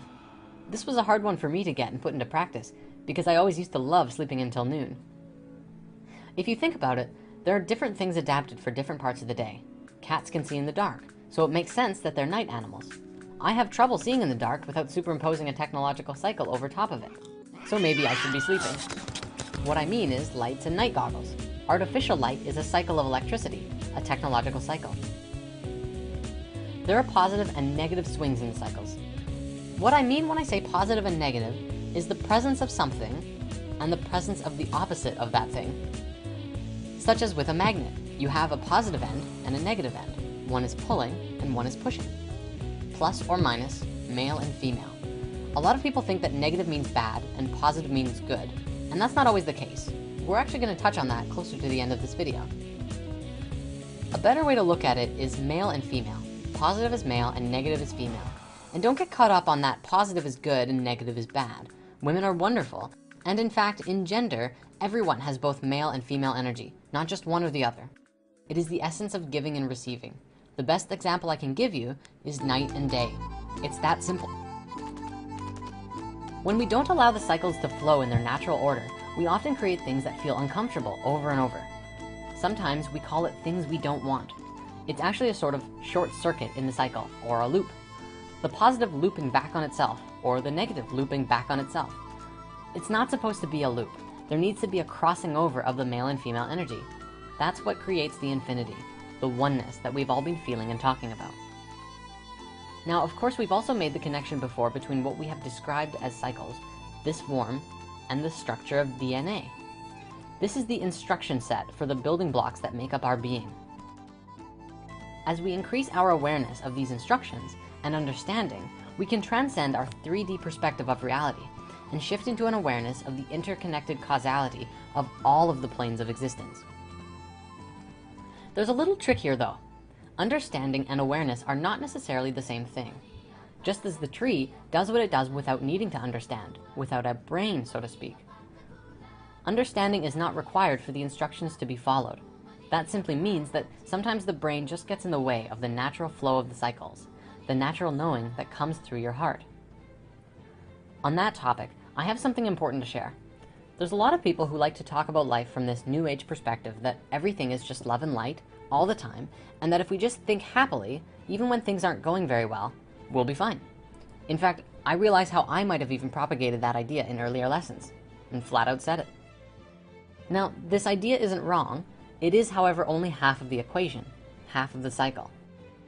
And if you recall, without the other half of the cycle, we have a loop. Think of it like a flowing river. If you cut off the flow, such as with a dam, it kills everything on one side by stopping the flow, and everything dies of dehydration. And the other side becomes drowned in a loop which gets bigger and bigger, until eventually it must break. And so, yes, we should strive to create a life for ourselves and each other that is filled with love, joy, and excitement. But when things aren't going very well, recognize if it's a part of the natural flow, or if somewhere along the way you got caught in the loop. If we lie to ourselves and pretend that the loop is the flow, even when it's not, it limits our ability to create a real transmutation of it, and create something new in its place, going with the flow. Do you understand what I'm saying? Let me say it in a different way just to make sure, because this is incredibly important. Sometimes things go well, and sometimes things go poorly. It's not always your fault, but you are always a factor in the cause, and influence in the cycle. If you can account for the cycle, meaning take account of it, be aware of it, you can choose to actively respond or be responsible and have an able response to it. That's what being a creator is all about. I know I just said positive and negative are not good and bad. In this example, I'm going to use good and bad in place of positive and negative. By good and bad, I mean things that feel really good and things we do want, and things that feel really bad and things we don't want. Just go with it. I know it might be a little confusing. Sometimes things feel really good and you're on the top of the wave. In this space, it's easy to ride the wave and feel good and be a creator. When you're on the bottom of the wave, if things are not excellent, sometimes it just feels easier to go to that fourth dimensional space and say, everything is perfect and in divine order. This is true from a 4D perspective. It is perfect and in divine order because it exists and is in this moment. And as it's manifesting in 3D, it is not excellent. It could be excellent, but it takes time, effort, and focused energy to transmute and change it into something that is excellent. What we need to practice is taking that positive flowing energy, and instead of looping itself back on itself, is flow with it through the negative energy in order to create a transmutation into what's next.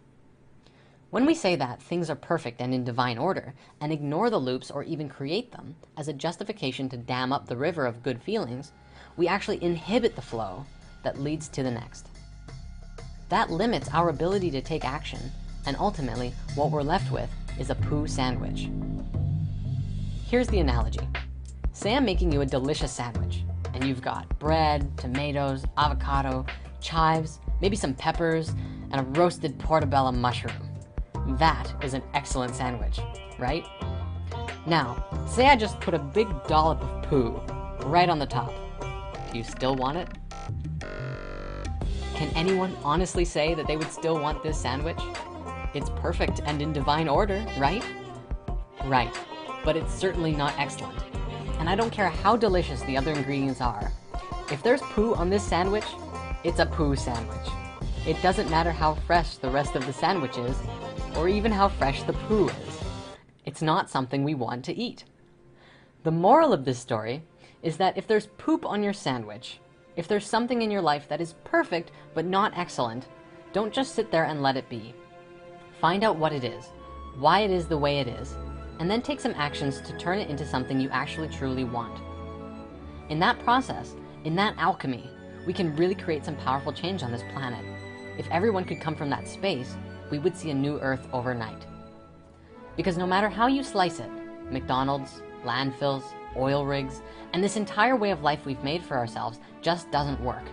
And I think I can speak for all of us when I say that it could be something different, something magical, and more in harmony with ourselves and the world around us. Waste-free, flying vehicles, spirit centers, cloud cities, interstellar travel, and the infinity of possibilities that come along with it. It's all in the cycles. Check out this painting I found on DeviantArt by the brilliant artist Adrian Kenyon. This is his depiction of the miraculous conception of creation and human history. It starts at unity, a sphere. The caduceus is seen coming from it, duality, then a trinity. Then, as the four elements come into manifestation, we get physical reality, crystals form, and water layers over top of it. All of these previous elements were conscious of their own, but now biological life begins to develop in the water and crawl onto land. We go through a few stages of evolution. Dinosaurs, basic mammals, and then humans show up. There's a lot of ideas as to where we came from, and we won't get into this now. Adam and Eve happens, the Buddha becomes enlightened underneath the Bodhi tree, and then something shifts. From this point to here is where we are now. Disconnected from our own natural spiral, paving over the ground, killing people for telling us that being materialistic can heed nothing good. Then come the world wars, and the world falls into chaos. And then something shifts again. From the destroyed world, another seed grows. We switch into a different reality. It starts out small. From out of the chaos, a tiny new Earth emerges and grows larger. This is the new Earth, a new realm of light and purity that we were meant to be connected with all along. The planet continues to evolve.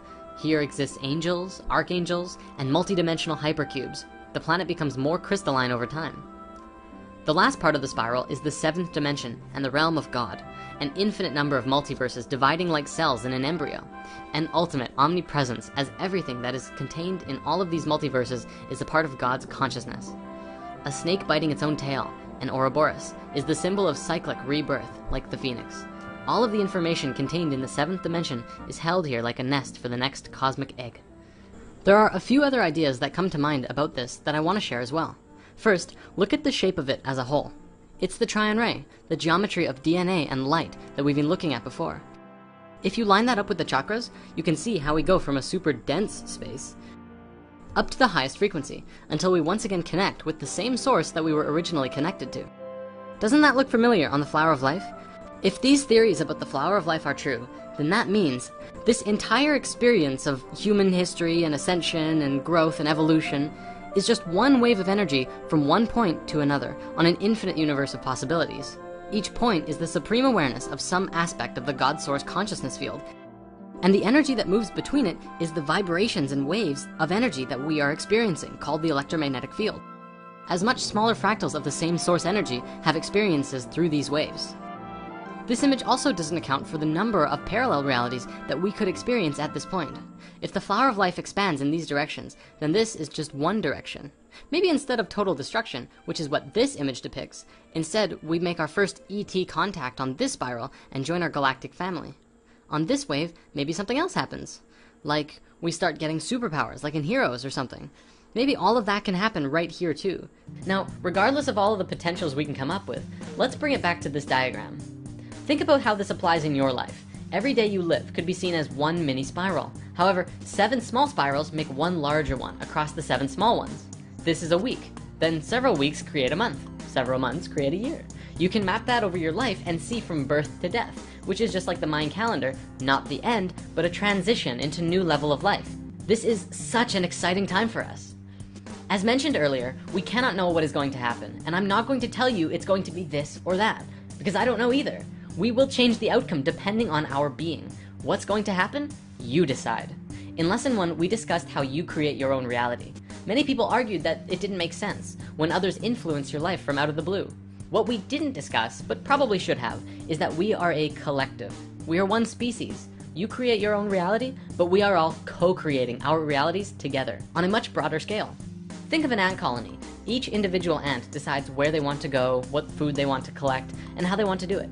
But collectively, they are all working together to gather food for everyone and do what is necessary for the group, whether it be digging tunnels or gathering leaves. Humans are like that, except our mentality of do what's best for everyone is replaced with get enough money to survive, don't worry about the starving people on the street, help giant entities known as businesses take more money from the people, and don't question what's going on. We're doing it to ourselves, and we're doing it together. Together is the key word here. Together, we can break through barriers. Together, we can absolutely change the world, but we can only do it together, not individually. Individually, we can change our own individual world, which is where we need to start. When we learn that we can all get along with each other, regardless of race or belief or level of consciousness, we learn that absolutely anything is truly possible. But it has to start here, in your heart. There was a time when, through science, we believed that the cell was the smallest thing, the building block of life. New discoveries led to the realization that the cell wasn't in fact the smallest thing. Instead, the molecule was. Now the molecule was the fundamental building block of life. But then new discoveries revealed that it wasn't the molecule either. The molecules were made of atoms. Now the atom was the smallest thing that you could get. Then, you guessed it, we discovered even smaller things. Now we have subatomic particles, and they are the most fundamental building block of all reality. Oh, okay, hold on. Now scientists are throwing around something called string theory, which is like vibrating noodles in hyperspace, smaller than all of that other stuff. Okay, so maybe it does get smaller. It makes me smile. If there's anything we know for sure, it ought to be that there's always going to be something more, or less, as the case may be. With all of our mathematics, brilliant scientists, and ever-evolving understanding, we can look and look forever, but we won't be finding a bottom anytime soon. So why are we looking? What is science for? Is it just to know? Why does it even matter? Why should it matter to you? What difference does it make whether atoms or cells or vibrating noodles are the smallest thing? Perhaps it's because our level of understanding directly relates to the level of reality that we have control over, which I suppose could be a very good thing. Or a very bad thing. We'll get into that a little later, because this video is about light. Why light? That seems pretty simple, doesn't it? It's what powers the earth.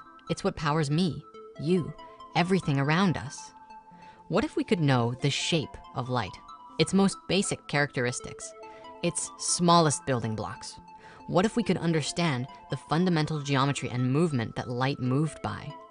What if it was a three-dimensional solid form that we could map, as simple as a tetrahedron or a cube? Would that change our understanding of reality? You know, I think that's what scientists, and maybe all of us at some level, are searching for. That one thing that might just allow us to create our own self-sustained ball of light.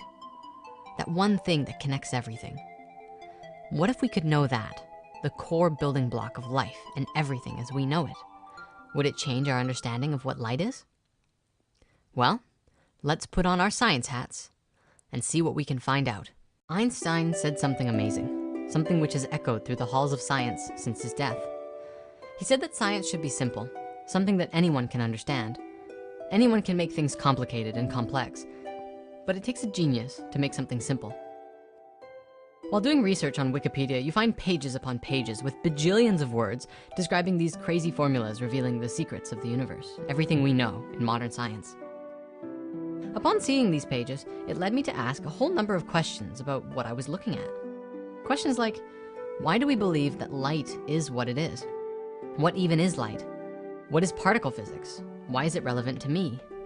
Why is it that for the average Joe, these ideas about existence and reality are so hard to understand? Do scientists make them overly complex for a reason? Why are we having trouble following Einstein's brilliant words about simplicity? Is there a way that we can use sacred geometry to explain and simplify these ideas in a way that works and makes sense? And most importantly, how can I use this information in a way to grow as a person? I don't just want to build up beliefs about these topics, I want to expand my ability to create with them. And how do we do that? Where do we start? Well, let's start at the beginning. It's theorized across the board, from creation myths, the basic geometry of the flower of life, and even in the Big Bang Theory, that light is among the first things created at the beginning of everything. So exploring and discovering how light works would be a fundamental piece to understanding everything. Let's take a look at particle physics and quantum physics. They may help us crack this code. Particle physics is the study of the basic building blocks of matter and the forces they exert on each other. In particle physics, scientists are trying to find the one thing that creates everything else, or at least the phenomenon that they are observing. It is very closely related to quantum physics, which is using that same idea to discover the source of the universe we live in that ties everything together. Scientists in this field have done a lot of work in demonstrating and exploring the unified field theory, which shows that everything in the universe is connected through an infinite web of something. They're not sure what it is, but we can see how we are connected in a grand and mysterious way. As our sciences have looked smaller and smaller to find the smallest particle, we have reached a point where things get so small that we can no longer define what they look like. We try and define what particles are through abstract concepts and mathematics because we say that particles are unseeable and unknowable. And yet, things are always going to get smaller and smaller. Everything is made of something else, and it fractals down to infinity, or fractals larger to infinity. Some scientists have actually been known to cut infinite numbers when they find them because they're deliberately looking for finiteness instead of embracing the infinite nature of reality. Check out the movie Black Hole to see this happening in action. Particles are called particles because they're too small to be seen by instruments we have in science at this time. What that means is that we don't really know what particles even are. If we knew what they were, they would not be particles anymore. They would be described. There's kind of a broken dichotomy that is happening in this field. It's something that scientists all over the world are trying to figure out. Here's the problem. Light and other particles that move at the speed of light are assumed to have no mass. The speed of light, also known as the speed of massless particles, is about 299,792,458 meters per second. What we know in the field of science is that there's something that translates these particles from one side of the equation to the other, from the world of no mass and into the world of mass. If you ask the scientists this question, they would tell you that it's the Higgs field, the ever-permeating field that gives things mass. In essence, light speed particles pass through the Higgs field and slow down and gain a property of mass. The popular Higgs boson is the particle that is created upon the light speed particle merging with the Higgs field. According to our formulas, this boson, this particle, is supposed to come out with it. I think there's an important piece of information that we're missing here, and it starts with asking some questions. First of all, what even is mass? And second, why do we believe that light has no mass? On Wikipedia, mass is said to represent an amount of matter, but then it goes on to say that the term matter has no universally agreed upon definition. How can we say that light has no mass when we can't even agree upon a definition or understanding of what matter and subsequently mass even are? Because of all of our fancy equations as described earlier, we have kind of thrown all ideas about what light could actually look like out the window in favor of a complex equation that looks like this. I want to take it back to simple. What if we could know the shape of light? What if we could actually define what the structure of light, as well as every particle and thing in existence were? What if there was a basic geometry of the universe that we missed? Even more interesting, what if light was a geometric solid and there was no difference between the geometry of light and the simplest particle? What if mass and no mass was not just about the speed that it traveled, but also the density of the information held within the shape? Maybe the speed of the particle is interdependent upon the information that was carried in the form. And the more information it holds, the denser it becomes. I have a few examples to demonstrate what I'm talking about. The first is water vapor. I know that it's not a light speed particle, but perhaps they have the same properties. See, water has a heavy density, but when it heats up, it translates into vapor and rises into the air. It takes a 90-degree turn into another dimension of form, and it merges together with itself to become clouds. As the clouds become packed, denser and denser, with so much information packed within them, eventually they have no choice but to release, and all of the water comes pouring down. It's changing from a high-speed particle into a denser one, based on the density of the information within the droplet, as well as the speed that it was traveling. Now, I recognize that this only partially works as an example because the particles I was describing are not light speed particles. But if we can take that idea and apply it to light, it seems to work in a very similar way. Let's think about photosynthesis. A burst of energy from the sun travels towards the earth as both a wave and a particle. It has properties of both, and it's moving at the speed of light and passes through a plant. That plant then absorbs the information and energy that it needed from the wave particle that passed through it. The plant then uses that information, the light speed particles that it took from the sunlight, and uses it to create something with mass, merging them with water and other plant matter to create sugars and other nutrients. In addition to supporting the theory of light being a solid and holding information and even mass, doesn't that also seem to fit the model of the Higgs boson too? I could be wrong, it's just an idea. If light is a solid, it can be both a wave and a particle simultaneously. If light is a solid, it can have both density or nothing inside it at all. And if light is a solid, well, what could it look like? What my friends and I have come up with is a combination of three forms, the three simplest shapes in existence. And as you look at it, ask yourself, can we simplify it further? Light is composed of two primary forces. We call these electricity and magnetism, thus electromagnetic waves and radiation. Electricity is particles and magnetism is waves. Remember everything we've talked about with male and female energy? Electricity is male, magnetics are female, curves and points, both of which are found on this shape.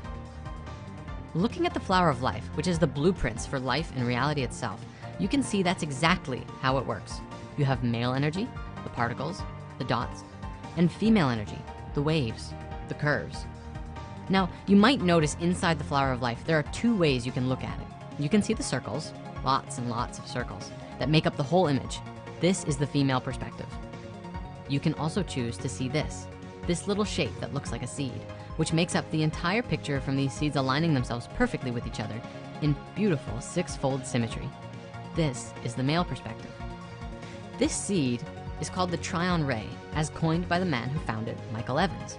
He is a man who has given a large part of his life to exploring sacred geometry and quantum physics.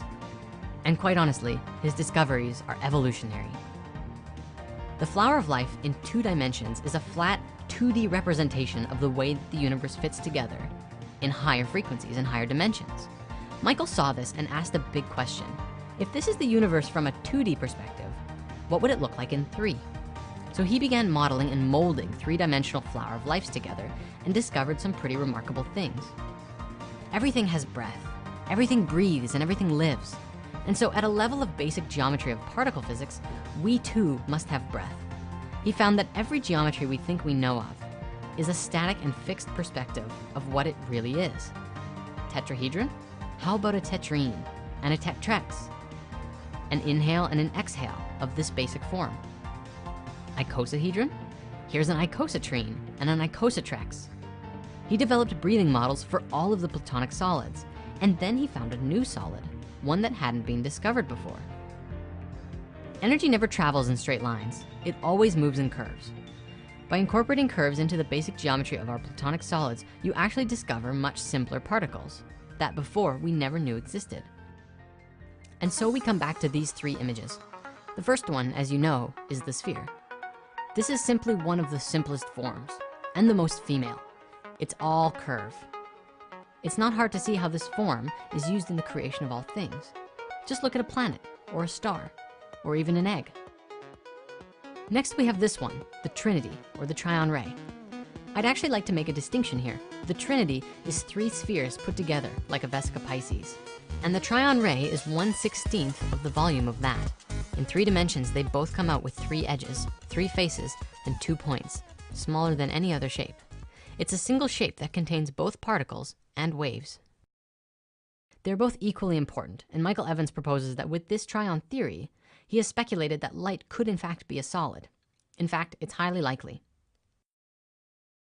This Tryon Ray is the geometry of a straight line. For if you were to draw any of the Platonic solids, you could replace all of the straight lines with a Tryon Ray, and you would get a diagram of both the inhale and the exhale of that Platonic solid.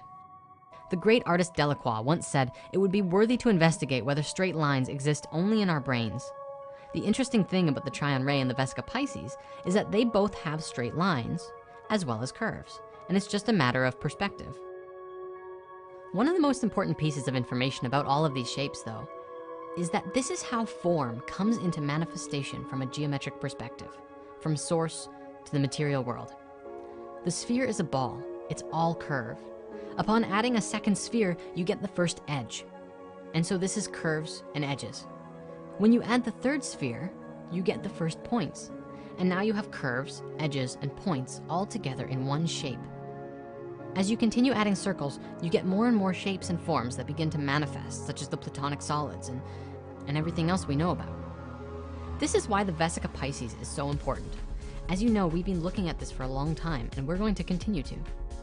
Over the past year, I've been learning that the Vesica Pisces is one of the most important keys for waking up and transformation on this planet. It is a model for bringing people together to create powerful change on this planet. As we grow together and make powerful connections with each other, it is our connections that begin to alter the way that we do things. We help each other refine our messages. It is asking each other questions that allows us to explore deeper into what something really means. And then, with the newfound information that we gathered together, we can set off on a journey to change the world. Ladies and gentlemen, these 3 forms are what I believe to be the God particles. We have a male form, a female form, and a form of a merging together of both of them. The God particle is not a matter of scale. It is not a smallest thing like a Lego block, but rather the simplest geometry that we can conceive in this dimension. It is a geometry that makes up all manner of things, regardless of size and scale. Just look around you. Most seeds look like this. Most leaves look like this. Most fruits look like this. Eggs look like this. Sperm looks like this. It's practically impossible not to find examples of it everywhere. All we need to do is take a look. Okay, grand finale. To answer that big question from the beginning, how does the infinite universe have a beginning? I have a feeling you might already know. It's a cycle. And no, I don't know exactly what it looks like specifically, but I can share with you some ideas about it. Every cycle comes to an end and then begins a new cycle. Or maybe it's the old one, continuing on again. Some theories about the universe say that once it was a hugely expanded thing, and it contracted to a small point, a space of unity, and then rapidly expanded outwards again. And today, while we can't see the remnants of the previous universe, at least not yet, we can see the beginning of this cycle that we are a part of. It's really interesting. If the universe is infinite, how is it that we're existing in a finite space? And is the goal of life to take what is finite and merge it with the infinite to create a new way of life and a new understanding of ourselves?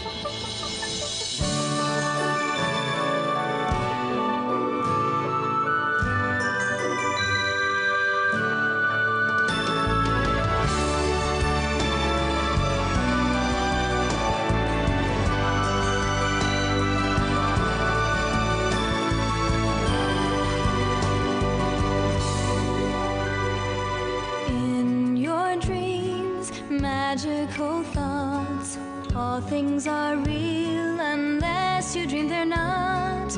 In your dreams, love is the plot, carried on wings of hope. Each of our souls